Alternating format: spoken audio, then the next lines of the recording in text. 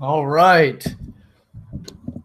Hello and good day to all of you out there watching this video. That should have been taken care of before the camera started rolling, but that's all right.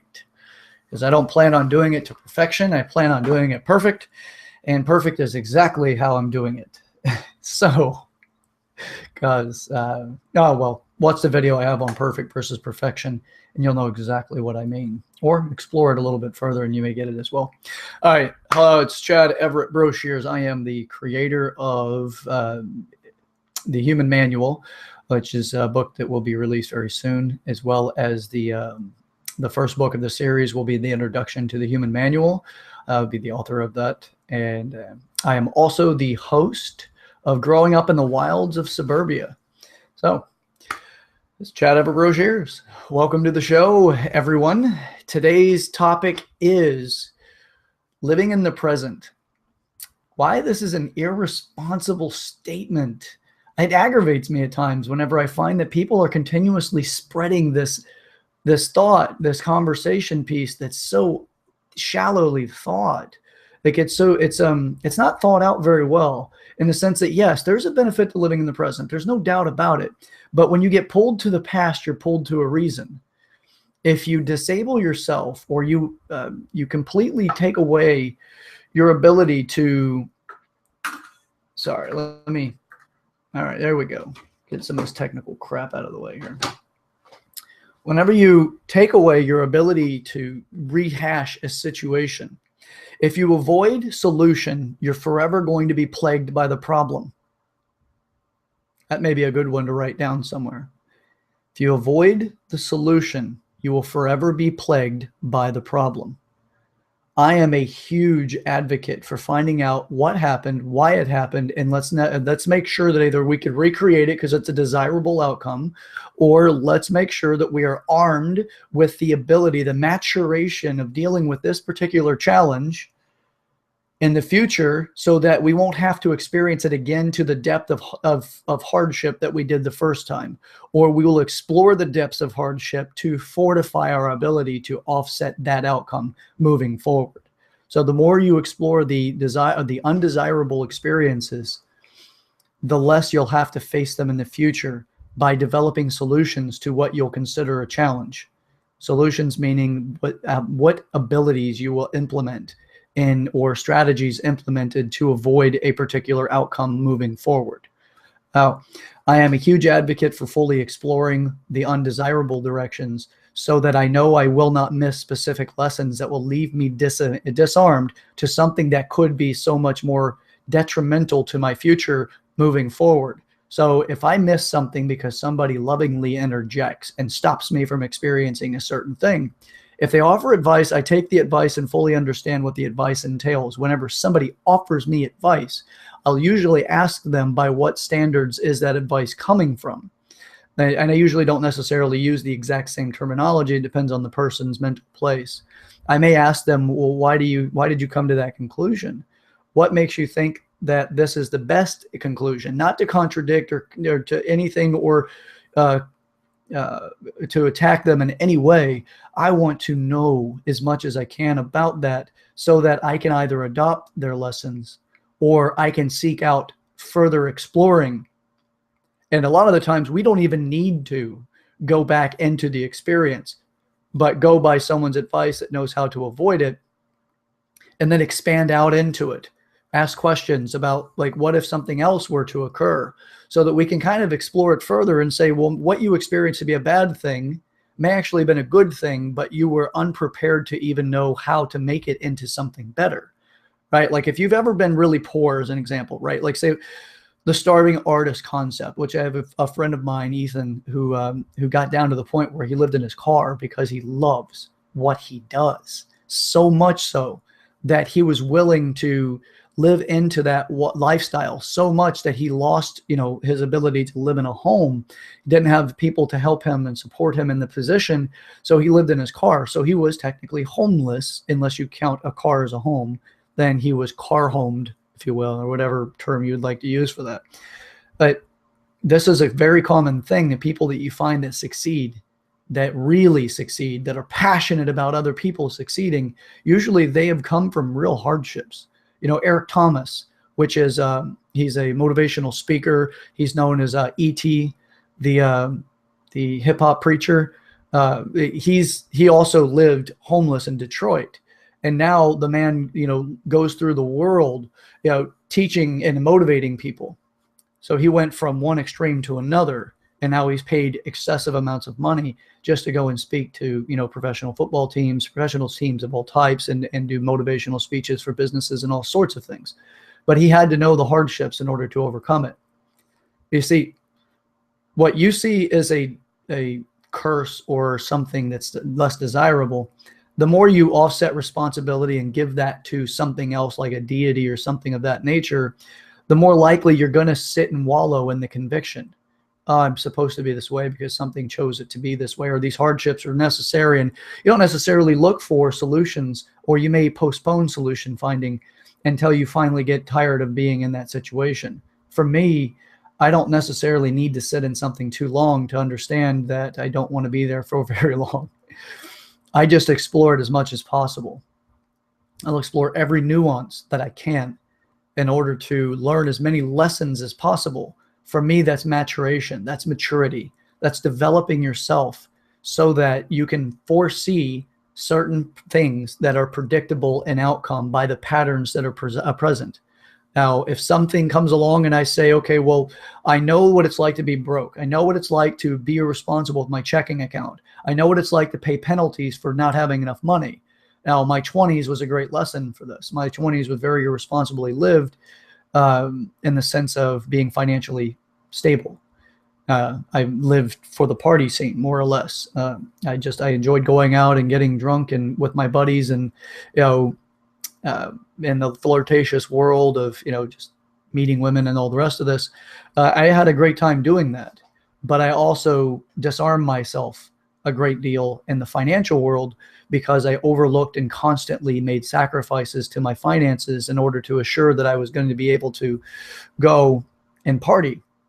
Now, I didn't make any responsible moves in the sense of making sure I kept a real strong ledger and things like that in my early and mid 20s. My latter part of my 20s, I woke up very quickly as I was tired of struggling. So I became much more mature in understanding my finances, and developed a living savings plan and all the rest of this interesting things that actually helped fortify my future. But I did it because I didn't try to stay present to the good, feel-good motions and experiences that a lot of the New Age spiritual positions like to offer, which is a negligence to your past. So therefore, you disarm your future because of your desire to feel good at the moment. Now, I'm not one of those feel-good spiritualist type people. I'm also not against it necessarily. I prefer responsibility. So I also prefer logic over superstition. So you're not going to spin a cat over your head multiple times and expect to have a better future because you tortured some poor animal out of some sort of nonsensical belief. Or nor do I follow any astrological charts so that I can find out if Mercury's in retrograde and how it's going to affect my colon next week. I'm more interested in what is the cause and effect to my actions, my behaviors, and how am I drawing people in? It's not the energy conversation that you're familiar with if you're New Age spiritualist. This is more of my body takes a certain posture, my tone of voice is a specific way, the patterns I identify in my world surrounding me, the other people's behaviors who I go towards or go away from, all of these other factors play a role in how other people find my presence attractive or not attractive. Am I approachable or non-approachable? Am I lending my presence to somebody who is more ill-equipped with surviving in this particular economy without taking from others? Or am I positioning myself in such a way that I could guide that person, but not become susceptible to some of the more undesirable impacts some of these people may be able to bring on? I have actually dealt with quite a few people that are in that particular example, and I'm not disarmed in dealing with those individuals. A good example is I had a vehicle I offered to a friend, and I was selling it, and the vehicle was totaled before I received even the first payment from this person, as well as there wasn't any insurance paid in the timeline. There was nothing really that was taken care of in this timeline. because of hardships that kept befalling this particular friend of mine. Now, once the vehicle was or totaled, not stolen, but totaled, it was wrecked and totaled out beyond the value of repairing it for the total value of the vehicle. So we didn't repair it. That's when the payment started coming in. Fortunately, this person has been living up to their statements that they would take care of it. But I took it all as a strong lesson in, before I start helping somebody else, have them do something of a trial base to prove that they're willing to help themselves. So if they're going through some hardships and they're in their downtime, I'm not avoiding being around them or supporting them, but I'm more for supporting them with what I have in a great deal of abundance that won't harm me, which is advice and logical and knowledge-based directions in order to overcome a challenge. And then I'll allow that person to tell me their truth, which is, are they more addicted to the negative experiences that they have in their life, or that they're suffering and they're addicted to their suffering, or if it's a pill addiction or whatever, or drug addiction of any type, they'll tell their truth by their behaviors. So if they don't actually try to break free and you say, okay, well, in order to, in this example exactly, moving forward, I could say, okay, if I'm going to support you, first and foremost, I need to have X amount of money up front. So if you don't have it now, your actions will prove it by your savings presence. So you saving money, and then once you acquire this level of money, then I know that you're serious about my support. And now you qualified that I will support you, with the understanding that these are the steps moving forward that I need you to abide by. If not, I'm going to retract my support so that I know that you can continue to understand the lessons that are necessary to learn. No, I'm not jumping in as a golden parachute anymore to save people. I'm going to interject with a position of, it's an intervention of logic and structural sound advice so that they can follow that and overcome their challenges. So you see, if you stick yourself in the moment of being present, you can cut people off prematurely, because that person may not have the tools or the abilities to overcome their challenge. And if you particularly prefer to feel good all the time, which is what a lot of this be present concept is about, feeling good because you're not stressing over things, it's kind of a sterile existence that's not really achievable. But in this example, what you would do predominantly, not an absolute guarantee, but predominantly what people commonly do, and these are observations that I've had and also been a part of in my past when I was the optimist. What I found was, a lot of times we hold away, we kind of hold our friendships ransom to that person, or we just float away prematurely before the person has found guidance, because we're ill-equipped with supporting them, because we've avoided our own completions in our past. We have these challenges, just be present. Don't worry about it. Oh, that person wronged you. Well, just don't interact with them anymore. You see, that's abandoning humanity. That's abandoning you were gifted with an opportunity to be developed in such a way, and not really gifted like somebody gave something to you, but you had life circumstances align themselves in such a way, and you were guided in such a way that you weren't susceptible to that particular plight. You may not seek out drugs to deal with heavy life burdens. That makes you a little bit more advanced in the position of what it's like not to have life burdens, but it also doesn't mean that you're capable of understanding the challenges when people do resort to drugs.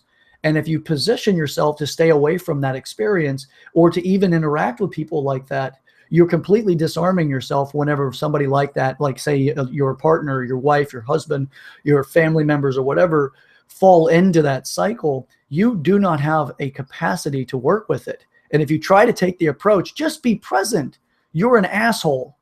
You have no functional ability in that relationship, and you're telling somebody something that is absolutely unobtainable to them.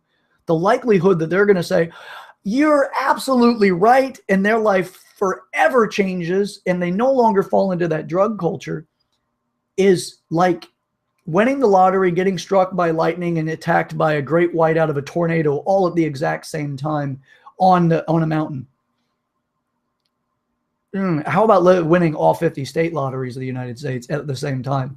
the likelihood that that's going to be a possibility, that I'm getting closer to my belief and my viewpoints and my observations and statistical data that I've collected, that would be a truth, right? That you'd just be able to say, you know what, you probably shouldn't worry about it anymore and just be present. And all of a sudden it clicks in that person's mind and the drug addiction disappears. And that one time you had this conversation, of all the conversations the person's ever had, it clicked. That's delusional.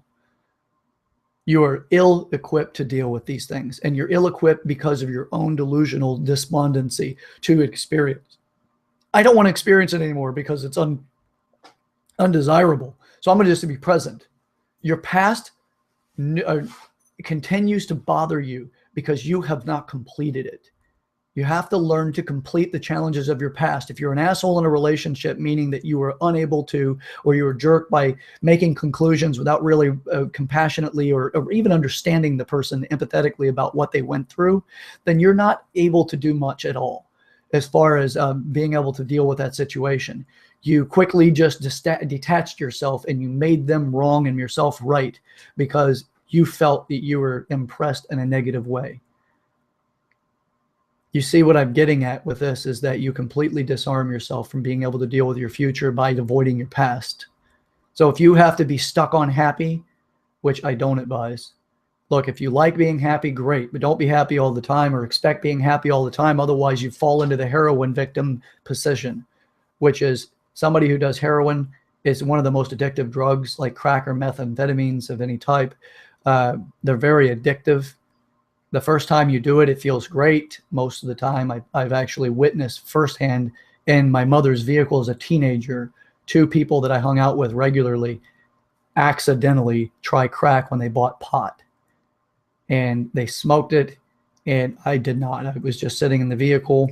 I didn't mind smoking pot at that time, but I was not about to explore anything else, and I didn't feel like smoking pot that night. They smoked it. They're like, oh, this is kind of like a chemical taste to it.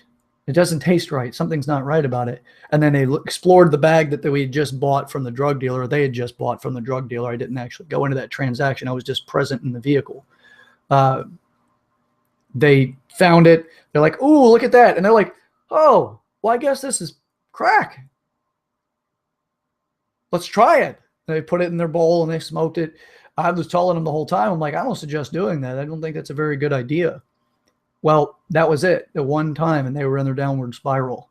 Both friends, I lost those friends at that moving after that night because their behaviors weren't something that I wanted to continue to be a part of. At a younger stage, I did avoid completion of challenges. I was taught completion of challenges. It was the way that I was psychologically brought to understanding this world. Don't fault anyone for that position at all. Is that from that position, I developed a lot of tools of being able to overcome challenges. I'm not a drug rehabilitation specialist by any means. I have supported people in drug rehabilitation, but I'm not a specialist in that direction, nor do I qualify myself in any way to try to do that. But I do know how to support friends. I do know how to support people, especially when they are being supported by specialists. But I lost those 2 friends. So I do know what it's like to have that missing piece. And it was almost as if they died, because what happened moving forward were, it was like different people came about. They weren't the same anymore, but how they were is what people get like when they're in desperate need of something. Their behavior was almost the desperate need of needing to breathe after being held underwater for so long, like taking things or stealing things in order to support their habit. I'm not putting myself in a higher position or better light. I just chose not to take that path. Just because society looks down on it doesn't mean necessarily that it's a horrible thing. It's a challenge and a suffering person, and that's what they resort to. Now, I do prefer organized societies that actually function very well with mature individuals. So don't take that statement that I made as something other than what it is, that I chose not to take that route myself. I have been with people, and actually very intimate people, that have recovered from drug addictions, but they had to take a lot of responsibility for themselves. You see, I'm using this as an example of what most people avoid. and they make judgments, negative judgments against somebody, and they move away from it. A lot of times that's in the person's benefit because they're ill-equipped to dealing with it, and they're ill-equipped to dealing with themselves whenever something undesirable happens in their life. So they avoid it, which is better for them necessarily because they may not be able to, they may not have the tool set necessary to fully overcome that in their future. And they may start a pilgrimage against people that have a particular personality type or a particular addiction, where they're, just attacking these individuals that really need love and support, or really need structural and sound support in order to give them hope for their life. So the people that say hope's a bad thing, I say you don't know what the word really means. Hope and try are very functional words. They just run out of gas very quickly until there's structural soundness to every plan or strategy. But hope and try get you started. So you understand that, because a lot of people say that try is a negative word, or you need to take it out of your vocabulary, and hope is a beggar and blah, blah, blah. It's good for a fuel to get started. You see, you can use hope and try. You can try to help people, but understand that you don't want to use or give too much resources that you can't do without. This is actually an old master mechanic of mine back when I worked for the power companies.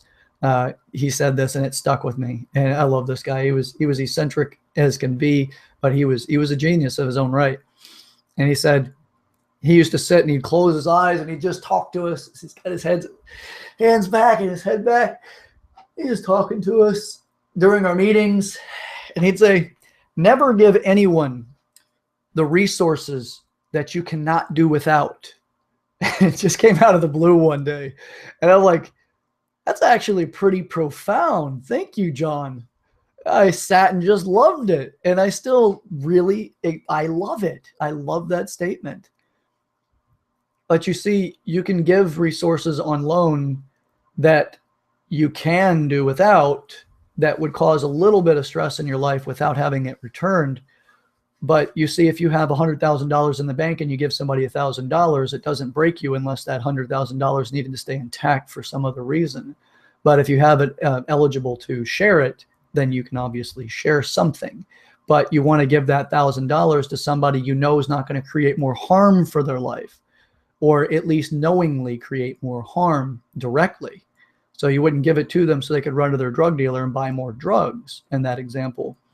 But if they needed to check themselves into a rehab that was a very effective rehab, and they were mentally positioned with enough desire to make it work, then that $1,000 has gone to something that you're more likely to get it returned through. And you get it returned with dividends, being that you see somebody else's life changing. So you're not attached necessarily to the dividends. They give you $1,200 in return, but in the fact that you just made a great positive change, or a more constructive change for somebody's life, if that's what they want, is to be more functional in society. So now, you see, if you stay in that stuck on happy, be present, it's the only way to not suffer position. The more you take yourself out of society, the more you take yourself out of supporting your friends and family, because their suffering causes your suffering, and you want to be present, and you want to disagree with their past, or you don't want to build a support system for your past and their past, then you need to understand that you're disarming yourself for your future. It's because your future is what lies in front of that conversation, right? You're talking about something and you want to support your family member, but because you've avoided developing yourself in your past, or getting over your challenges from your past, which is the greatest place to judge your past, is in the present. Look back and say, I see where I went wrong, or I see where I was ineffective in what I wanted to accomplish, because I was emotionally charged and I wanted to hold the person wrong, make them wrong, or hold it against them. And then you look at, oh, now I'm not so emotional about it, and I see what I did there. And then if you interact with that person, you're likely to become emotionally charged again, unless you complete that challenge and say, you know what I really wanted out of that relationship was I wanted to have, let's say it's an intimate relationship where you planned on marrying and having children, and it fell apart, and it fell apart pretty nasty, and such that you carried baggage into your present relationships, or your recent past relationships, and potentially your future, because you didn't address the little nuances that happened between people, that you were just a victim of life. Right? You weren't at cause for your life. You weren't creating your life. You were just meeting with another person. And then whenever the wrecking balls finally met up, and they may have been swinging the same pattern, you're like, oh yeah, our lives are, I know your challenges, and we've been through these things together, and we know what it's like to go through these struggles, and people are jerks in relationships, and the ball keeps swinging in the same direction, and you have the unison, and you're like, man, I really click with you. We are really in sync here. And the ball keeps swinging in the same direction. And you're like, let's get together. Let's actually, let's go out for a few drinks. Ball's still swinging.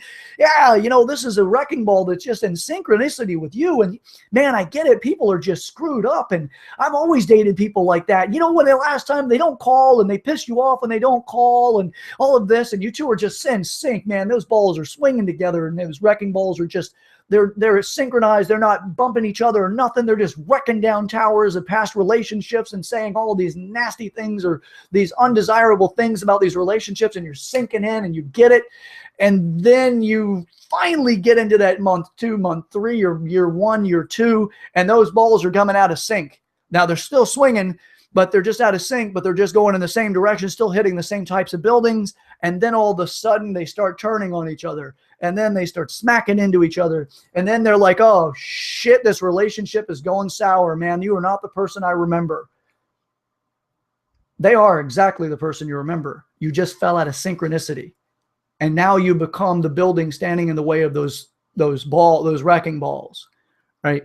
You are unequipped to dealing with this because you stayed in those old patterns, and now you're stuck on feeling good and doing things that make you happy, and you're not willing to look at the things that have led up to that point that continue to create because of the patterns that you were addicted to or that you were unaware of, and you keep falling into the rut patterns. And yes, you two were both in rut patterns for a while, and the ball kept swinging together, and both of them were in their synchronicity. And then the rut started to hit a little bit, and the balls were coming out of synchronicity a little bit, and you started pushing some of those past challenges onto the other person, where you're like, well, you didn't call me at this time, and it just reminds me of my past relationships, and I don't want ours to go that way, and I really care about you, and I love you. So the balls find synchronicity again, but the other person says, I do care about you, and I love you too, but I also love my freedom, and you're imposing your beliefs on my freedom. I'm not telling you that directly because I want our wrecking balls to continue to work in synchronicity, and I don't want to be clashing with you so much, but I'm going to secretly make a few adjustments on my control panel in the wrecking ball cabin, where I'm just in the cockpit of this wrecking ball, and I'm just going to make a couple of quick little adjustments, and then the balls start to slowly lose synchronicity again, still swinging at the same tower, still trying to knock down the same past upsets, and making sure it doesn't happen in this relationship again. And then the balls start coming back at each other again, and then before you know it, there goes the argument again, and somebody else makes a few more adjustments, but it's never one operator that makes the adjustments. It's always two. They make a little adjustment to make the relationship work. They're not addressing what really is the challenge. They're only addressing what they believe the challenge is based off their past experiences, because they are ill-equipped to deal with the problems that they're dealing with because they're stuck on being present. Your past helps free your future, but you have to know how to complete your past. Then your future doesn't continue to recycle itself into your present. And if you are suffering, there's a reason for it. It's like putting your hand on a stove and your hand's burning, and you think to yourself, well, if I just avoid it, it'll stop burning. You see how crazy this thought is? That's why when people say, just be present, I used to say that shit to people whenever I was mindlessly aping the dogma of modern spiritualism and movements. And I'm not saying all people are that way inside of this, but this is one of the positions that are taught to people, that others are teaching. I taught this to people because I learned it from Eckhart Tolle. I learned it from freaking all kinds of spiritual teachers. And now I'm like, screw that stupid ass thought. There's no completion in the past. It's this avoidance, this trying to live a sterile existence. I don't need to worry about it. It'll all get better. Focus on the positive, man. Just do things that are positive in your life. You become such an asshole whenever all you want to do is the positive things in your life. If your bank account never gets addressed and you keep hitting the negatives, you think positive thinking is going to get you out of it? No, you need to sit in the negative for a minute and realize I'm making these decisions that are poor decisions financially, and I'm not doing anything to correct it. You see, there's work to be done. If you keep sitting in the positive, you're going to continue to experience negative. You're just going to have to keep avoiding the fact that you're experiencing negative. You got to complete the things that are coming up. If you feel like you're suffering, take your fucking hand off the stove, stop burning it, and let's get to work. All right? Turn the damn stove off. If you have to sit there and be like, oh, I'm suffering. It's burning like crazy, but I'm not. Oh, I'll zen this out. Oh, shamanala, whatever the frickin' hell you're going to mutter to yourself while you're burning your hand. Turn the damn stove off if that's what you have to do, and then maybe it'll stop burning you in 45 minutes or so. Or you can take your damn hand off and be like, well, shit, I put myself in that situation. There's something that I did to get there.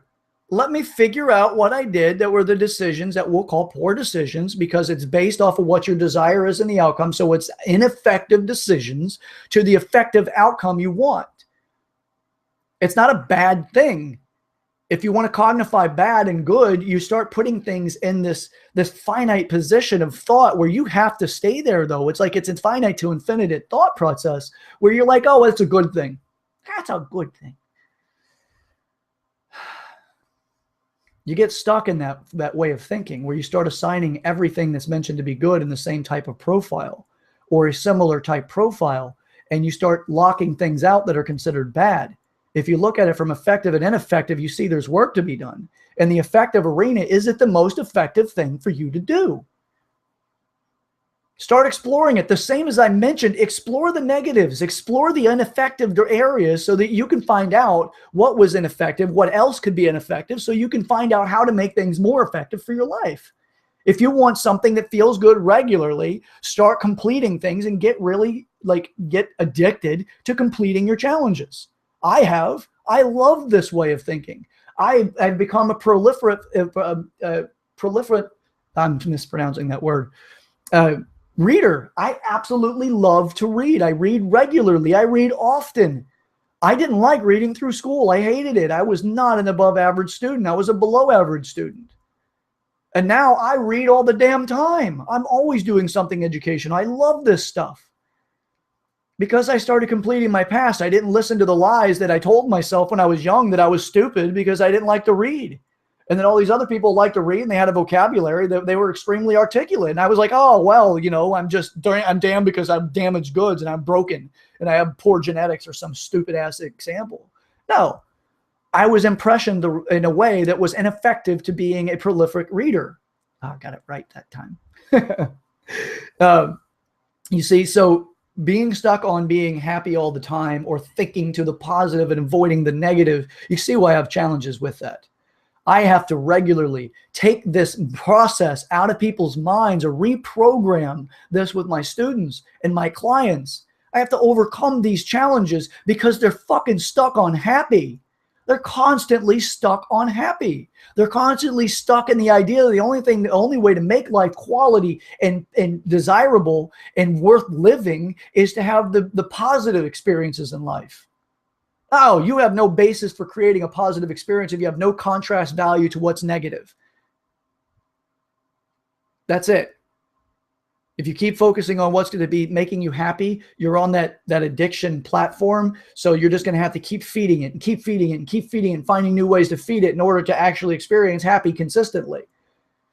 It's already it's a product that's being sold to you that's bullshit.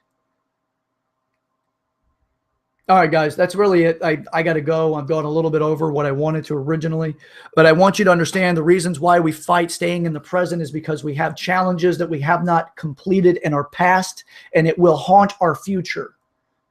You have to take action for these things. You're not going to wish them away. Like Tim Robbins says. He says that, positive thinking is great, but if you have weeds in the garden and the weeds are the negative thoughts, you got to go out and pull them out. You can't will them out of the ground. You got to go do something about it to get those out of the ground and make a difference. Otherwise, the weeds are just going to keep growing. Negative thoughts continue to grow. If you focus on the conscious mind to the positive, the subconscious mind focuses on the negative. That's why it's so freaking challenging to get over these things. All right, guys. Look, The solutions are completion. Go after it. If you want your future to go the way you want it to go rather than the way that you keep saying you want it to, don't focus on all the positive things and dismiss the negatives. All right? You're going to find psychosis in that. All right, so you got to start completing things. All right. Now, by the way, this reestablishing some of these things, you go back in your memory about what the experiences were like, some of these negative or these undesirable things that you've gone through. Like I mentioned earlier, you explore it, you go through, you reassess what you experienced. Now you're in a little bit more of a safer position because you're not emotionally charged and distracted by emotion in what happened, what happened, and you start going after what happened, what else could have happened, what are some of the things that were beneficial. Your negatives guide your future more powerfully than your positives most of the time. I want to avoid that, so I'm not going to experience it again. You didn't necessarily complete it. You just know that you want to avoid a particular pattern that you see coming about. So you reassess these challenges from the original goal or the desired outcome. You reassess it from that position where you're not so emotionally charged. And then you start re-strategizing it. So whenever the experience comes up again, you actually go at it with a little bit of excitement going, I got a new tool. I got a new tool that can really maybe get me through this. So you see, we're actually we're learning from our lessons rather than distancing the lesson and staying in a sterile position and avoiding the lessons. You're actually getting closer to creating a solution, because now when it comes along, you don't go, oh shit, I got to cross the road. Somebody's coming with that type of pattern, that kind of problem that I don't want to experience again. Let me go far around so I don't have to deal with it. Or no, you don't have to do that crap. You can actually look at it and say, I actually do want to try this out now, right? Especially if it's something that can be much more superficial as far as its depth of impact on you on negative side, right? Especially if it's not going to like attack your bank account or make you go into the negative again. If you have to, go do it. If you have to, right? But if you don't have to, you don't have to live in your car, right? You can start fortifying your base and stop trying to build the top of your skyscraper, the life that you want to experience. You're focusing on what it's going to look like at the end and put the needle on top of your skyscraper. And you haven't even done a damn thing to actually build up the foundation to support it off the ground level, right? So you live the rest of your life going, I really wish I would have experienced that. Oh, it would have been great. Get past all that shit, right? Let's get into action. All right, so this is how we do it. All right, you start learning from the lessons of your past. They're not dismissed and completely gone. The verdict hasn't been fully, you can appeal your original verdict. Bring it back to court, if you will. You're going to bring it back so you can start reassessing it, and then you can do something about it. All right, guys, this is Chad Everett Brochures. I am the host of Growing Up in the Wilds of Suburbia. Guest starred today over my shoulder back here. That's Bino. He didn't really have a whole lot to say, which I'm kind of grateful for. Kept from a lot of the distractions. Taylor's back over here. She's taking a nap too. And co-host Sugar Bear down over here. She's out. They're all out. So I hope I didn't bore anybody to sleep like I did my co-hosts. All right, guys, look, if you like it, share it, please subscribe. This is the channel I'll be doing all of the Growing Up in the Wilds of Suburbia videos on. So this is the channel. Subscribe to this one. My other channel, you can subscribe to it if you like. I'm not doing a lot with it right now because I'm focusing on this particular channel. You can write in the comment section, please like the video. Share it on any of the medias. You can share it on Twitter. You can share it on Facebook. Share it on Google Plus. You can even do it on, and I'm not a fan of it anymore, LinkedIn. I really don't like LinkedIn at all anymore, and I've been very successful as far as building my profile there. It's just monetized now. I'm disenchanted. But if you're on it, fine. Share it, please. Use away. All right, guys. Thank you very much. Appreciate your time on the video, and I look forward to the next one. Enjoy the rest of your day. Hopefully this makes a difference for you.